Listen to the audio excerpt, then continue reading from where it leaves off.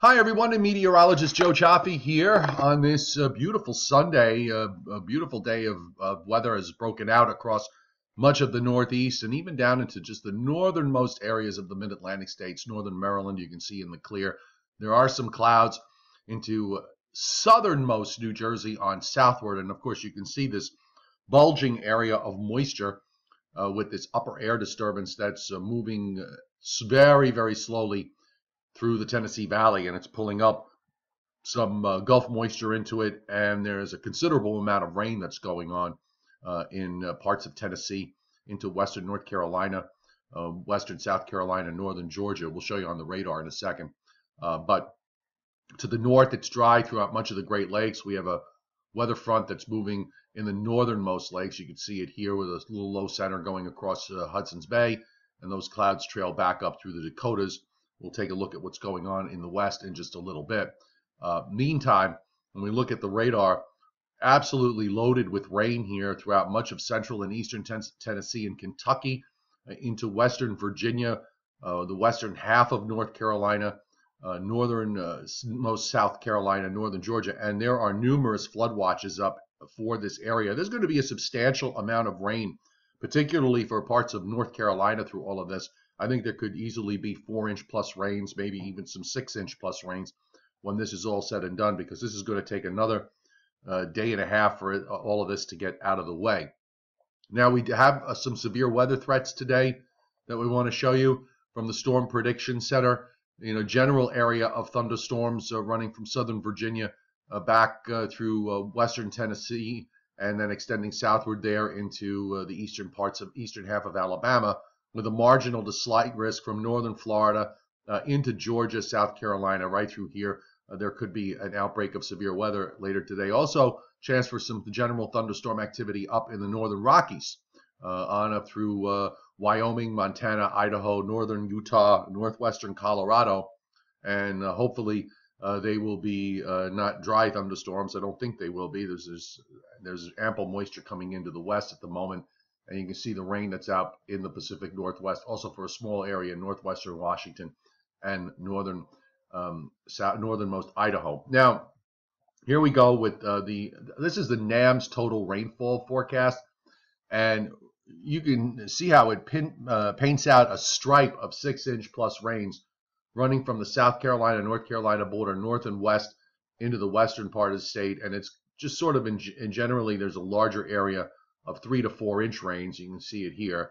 And as you go north up for us, as this system moves up to the northeast, I've been kind of focusing on maybe an inch of rain on average, a little bit more in some places, a little bit less for southern New England, the New York City, Long Island area, New Jersey, eastern Pennsylvania on southward. And the NAM kind of goes along with this. It was a little more bullish over the last few runs, but it seems to be coming into line with what some of the other models are doing today.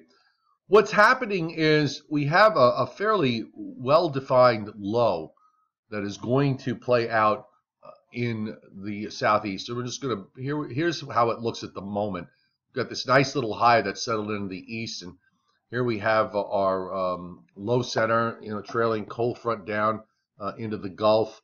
You've got this sort of snaking warm front that runs out to the coastline. So this is your severe weather area right in here.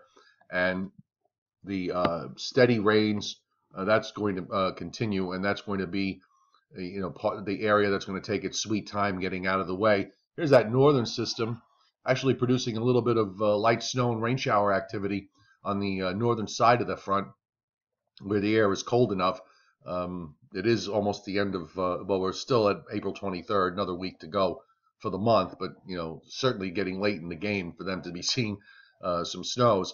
But what's going to happen is this low, and you start to see this tropical moisture get involved as well. The low meanders its way toward the southeast coast, starts to push up rain. We're now into Monday afternoon, and rain starts to get into southern New Jersey, southeastern Pennsylvania.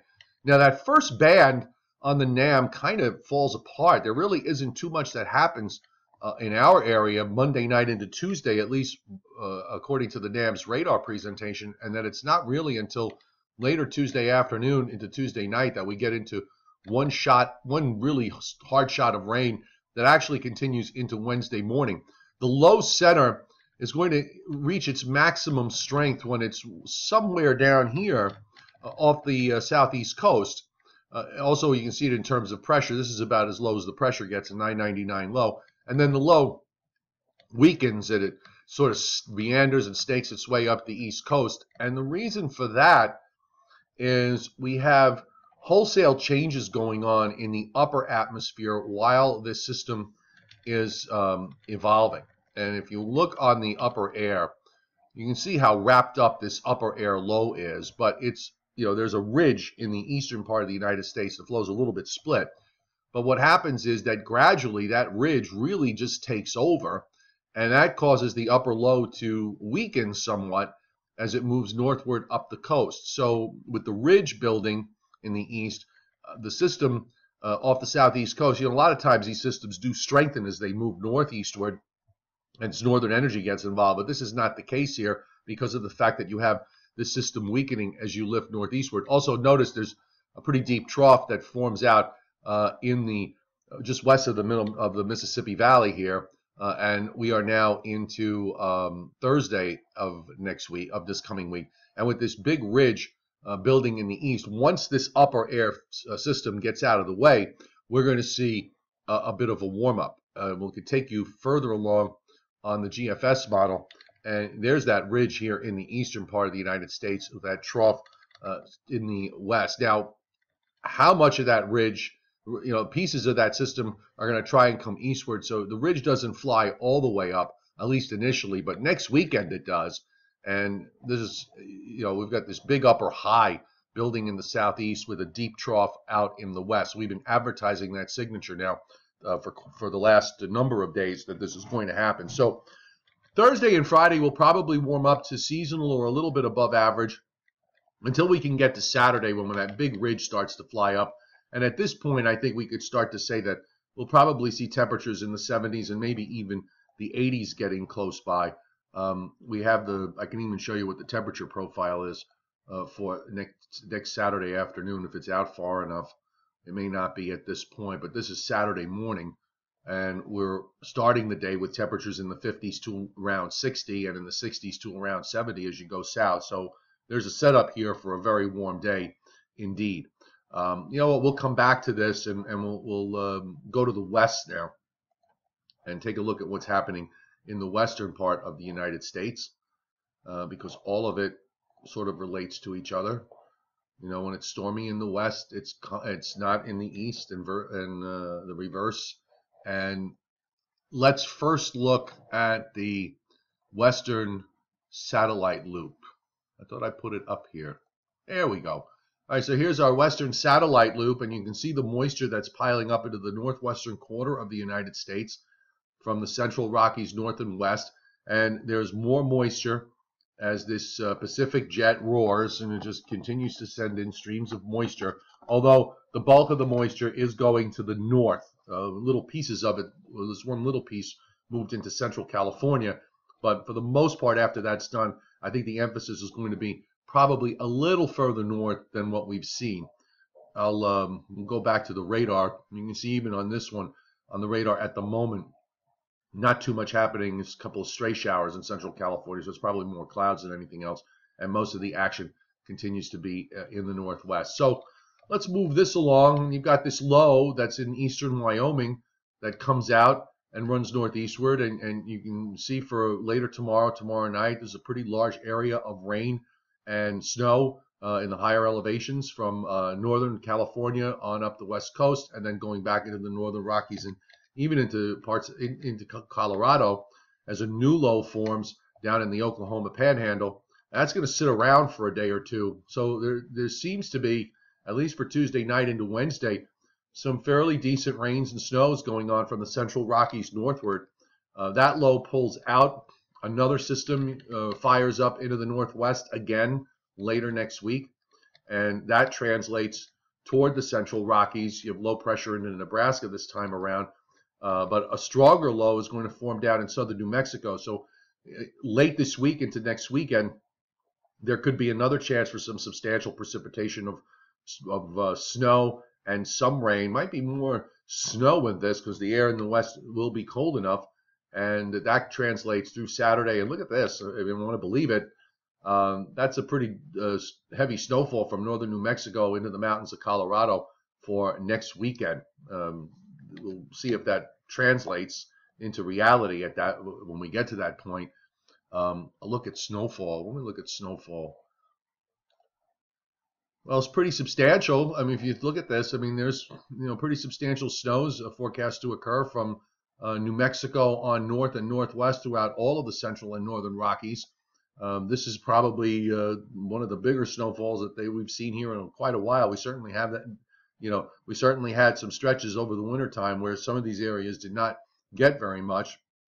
The main area of emphasis was basically west, but getting some fairly decent snows being indicated here across parts of Montana, Wyoming, down into Colorado. And in terms of rainfall, we will look at that, and in some nice rainfall amounts in the northwest where they really don't need it, but some fairly decent amounts of 1 to 2 inches of rainfall from the northern areas of New Mexico on up north and west. So it looks like the Rockies are going to do quite well this week. I want to go back to the east so we can look at these rainfall amounts for this first system again, and you can see it here, the stripe of heavy rains. This is the GFS's picture, which has a slightly larger area of 3, 4, 5-inch rains. Also some substantial rains back over through parts of Missouri into Kansas with all the action that'll be going on there with those developing lows. And it does get bullish also for eastern New England with some heavy rains of 2 to 3 inches, 1 to 2 inches for much of the area from New Jersey on up into southern New England. The upper air pattern going forward, I don't think we're going to see too much change from what the models were showing yesterday, but that's next week. You can see that big ridge. I'll just roll it back to today, and you can see how the Canadian upper air system begins to pull out. So that allows that ridge to build in the east, and you got this trough, this next trough coming down into the west, and here's that weather system in the east that's lifting northward and slowly weakening as it does so. You can see how it just about disappears by the time we get into midweek. And then there's that weekend ridge next Saturday and Sunday building up through all of the eastern United States. And in response to that, you've got this deep trough in the west, and particularly the southern part of the trough gets very deep. And that's the reason why the models are showing that significant precipitation down into New Mexico for next week. So makes all makes sense. And I'll just go back because we only have about half of the run out of the new GFS. So I'll go back one run and we'll take a look at where that goes. And there's that ridge in the east. Now, eventually, a trough is going to replace it. And one of the things we thought of yesterday was the fact that there was going to be some blocking that was going to try and develop up in the maritime in Greenland. And that seems to be the case. So once we get through next weekend and start to go into the first week of the month of May, it looks like the pattern may turn cooler and wet, particularly if we have this signature like this with some blocking up to the north and the ridge now up in the west. So the Pacific jet actually is shown to relax a little bit. Again, this trend has been evident for the last several days. So models seem to be very consistent on this view. Okay, so we will give you one last look of the satellite conditions in the western part of the United States. And here's one more view of the radar right now with these heavy rains and flood watches going on throughout much of the South Atlantic and even into southern areas of the Mid-Atlantic states back through Tennessee and into northern Georgia.